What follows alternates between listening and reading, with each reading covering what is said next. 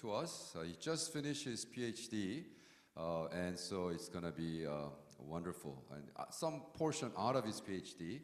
And I've known David since '79, so I've known him 40 years. He was a skinny drummer boy then, and but 40 years later, he lived through many things, many decades in doing mission work in Canada with the original people and things of that nature. So without further ado, Dave, come, bless us. Thank you so much for inviting me to be part of this wonderful meeting. My name is David Han, and I have been doing ministry with the indigenous people on the west coast of Vancouver Island for 25 years. I was living with them for almost 20 years, and then in about 5 years I was in Japan recently and doing some educational missions. So, but my core ministry was indigenous mission, and my wife and I slept on the, flea-infested couches, and it was a coastal ministry, so we had a boat to travel through different reserves, and I worked with them for, a long time. So it was quite an experience. We had to go through, 2-meter waves sometimes, and I don't know if take the boat on a 1 or 2 meter wave. It just rises and drops like a crazy. I took Bob one time, and we ran out of gas, so we were marooned in the ocean one time. Anyways, that was my 25 years of ministry, and my theology, mission theology, naturally grew towards indigenous mission theology, so which is quite different from conventional or traditional theology. And but still, that's what I'm going to talk about today. Indigenous theology did not start from discussion about God, but indigenous theology started from the reaction against Western theology. So that's the beginning. Beginning was different. For the long time, indigenous theology was very reactionary. But I think it has developed quite significantly recent days. But if we go back to history a little bit, there were colonialism and Nazi invasion. So throughout the history, there's a immanentalist theology surfacing in human history. So Nazi thought that they will conquer Europe, and they will be the super race. So they had this vision. And colonialism started in England and the rest of Europe. Had a different vision. They were Christianized and civilized rest of the world. So they came to Canada in about 250 years ago, and they colonized basically. It didn't look like a colonization in the beginning, but eventually, through the school system and through the cultural genocide, and the culture of indigenous people was kind of downgraded and devalued significantly. So that's the kind of situation they were in. So, and I'm there for 25 years, and I had to live through their emotions and feelings about colonialism. So that immanentalist theology or doctrine also reappear with the European migrant settlers who came from Northern Europe that came to United States. And they had a vision from Old Testament story, so that when they crossed the Atlantic, they view themselves as crossing the Jordan, and then coming into the promised land. So the North America, where indigenous people were living, was considered as a Canaan, the land of promise for these migrants. And then they needed to conquer this land. So I don't know if you read about it or heard about it. I think there's Indian people were pushed down south gradually, and then they have to resettle, and then they were pushed down. So they were pushed down all the way to south, and then pushed down to Oklahoma, where there's a massacre happened. So historically, we call that trail is a trail of tears. So the massacre was not kind of unheard of in U.S. history, but a lot of indigenous people, they know about it. So that doctrine that Puritans have was called manifest destiny. Okay, so they were to push all the way to west and then clean out all the native people, and they will occupy the land. So that's the simple description of a colonialism here, and so.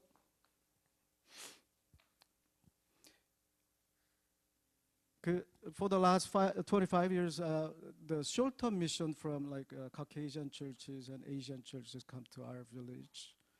And then they will come and ask our native people, are you saved? Okay. And native people have absolutely no clue. What? Are you saved? Okay. So they did not answer. And the next year, okay, different group come and ask the same question. Are you saved? Okay, they have no clue. Okay, and then maybe I think long enough year has passed, and native people were trying to answer that question. Okay, so one person will say, well, we have mountains and rivers and ocean, and we can catch salmon here. I have my uncle and my aunt. We're saved. Okay? So I think this native theology really starts from the perception of religion. And the system of religion is a Western language. Okay? And Western academia labeled it as a sort of animism and syncretism or dualism or whatever they put it. But I mean, native people have none of that actually, because their spirituality was not a religion.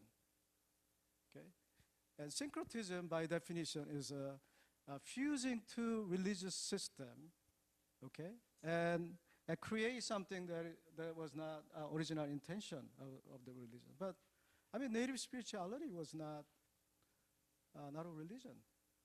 Okay, so when they converted to Christianity, the conversion does not display their own spirituality, so that they will maintain their spirituality and Christianity together.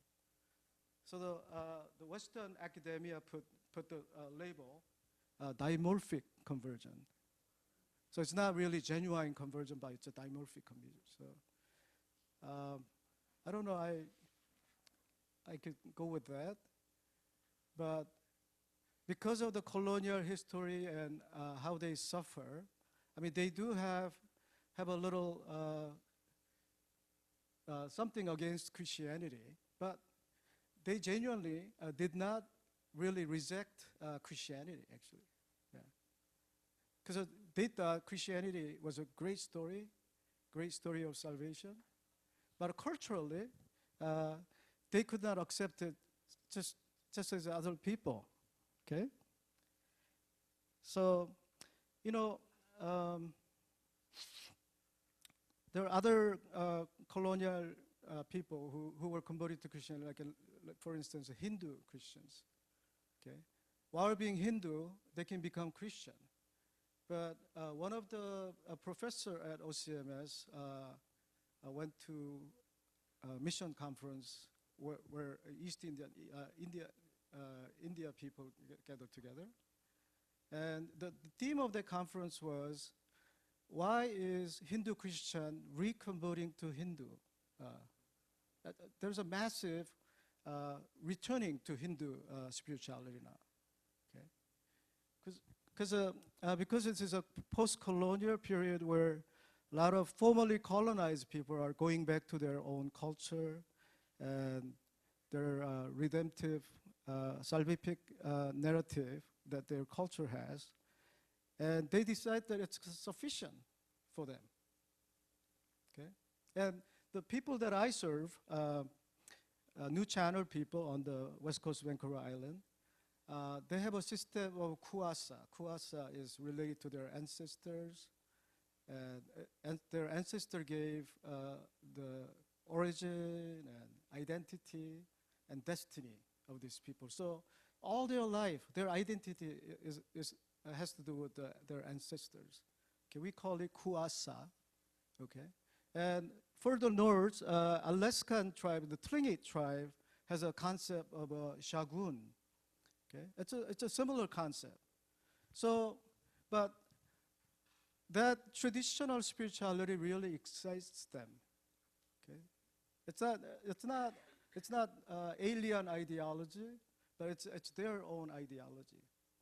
So, with the revitalization happening in native area these days, because of the post-colonialism and they want to go back to their own cultures and everything, they're going back to their own spirituality these days. Okay.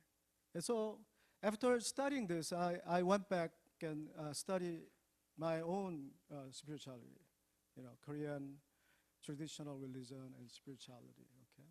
I mean, but I think these indigenous people who were colonized, they have a more integrated cultural spirituality than we do. Okay? So I think we're living in the time we're dealing with this kind of issue. I mean, so I don't know. This is a kind of outside what we used to decide, because we've been talking about let's do missions. Okay, basically, let's raise more missionaries. Okay. But this is dealing with the little bit of different issue, outside of our issue. Okay, but this is really happening. So the Philippines and other areas, they have their own spirituality, and this might become their reality pretty soon. So that's what I wrote about this.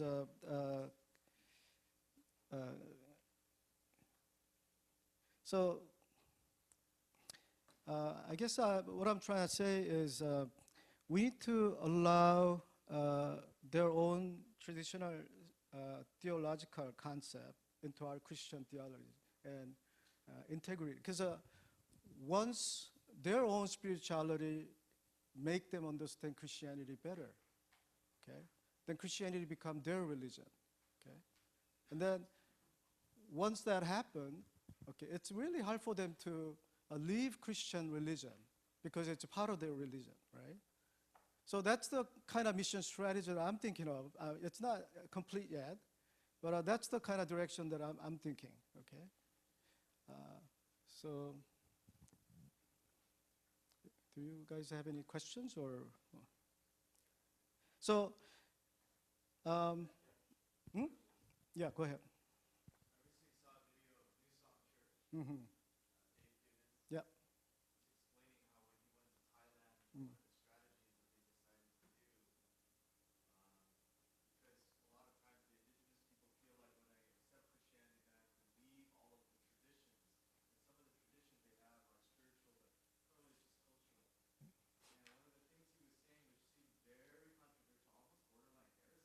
Mm-hmm. was trying to get them to worship their God, but then say that that's actually not that God, but it's Yahweh God. Mm-hmm. So maybe, because I hear what you're saying, Mm-hmm. some of that in trying to get them to adopt their own Christianity, Mm-hmm. but some of that is then merging a culture which is totally a worship of a pagan God. And Oh, right there. Okay, the pagan god. That's the problematic spot right there. Okay. Yeah. But go ahead. Yeah. so that's what Yeah. I'm Yeah. curious as Yeah. you navigate through that, because I see why Dave would want to do something like that, because he's trying to get rid of this idea that Christianity is a Western religion. Yeah, that's right. That's part of it. Yeah. So Yeah. maybe share, yeah, how do you play that line without being blasphemous or heretical? Well, basically, we are Western Christians. We're converted to Western Christianity. We are not. We're not Western Christians. We are Judaic, in that term. No, no, but we culturally, the Christianity that we accept was with the Western cultural package. So the way we worship and yeah, with the Western cultural package, but accepting native spirituality into Christianity, I think it changes the features of Christianity, because accept the character of God, because the Hebrew Christian God is very active, omnipotent, omniscient, and omnipresent, right? But because they use the cultural narrative to describe their own God, okay? Even if they acknowledge that Christianity, the God of Christianity, but when they tell the story, they tell it as if their own cultural story, right? That really the character depiction in the story was kind of like their old chief, very reserved, depicted as a very insignificant, and that really comes from their cultural idea of authority, their hierarchy, right?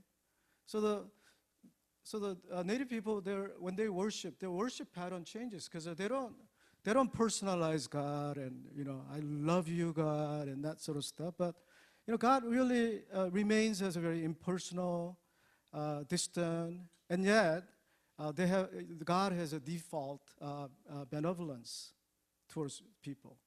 I mean, if we kind of allow that kind of changes in theology, okay, then they can accept Christianity fully. Okay, they don't have to be dimorphic Christians, right? So that's the kind of theology we're talking about. And our Christian theology is because we do have a canonical books, right? So everything ties to the canonical church, institutional authority there, right? But native people don't have a canonical writing. They're oral people. They don't even have a writing system, right? So what they promote, my tribe, they promote was the harmony and balance. Okay, that's the societal goal that they try to reach, right? But then the Hebrew culture, when they promote God, return to God and obey God, this was to promote their righteousness of the tribal society too, right? Until it was codified, it became a written law, right? So I kind of tie towards God's righteousness with their societal goal of reaching balance and harmony, right? So that's how we make connection with the Holy Spirit and their spirit, right? I written a little bit about how the culture plays to preserve goodness in society. Harvey Kahn, an evangelical scholar, he wrote about that. I quoted in that writing. So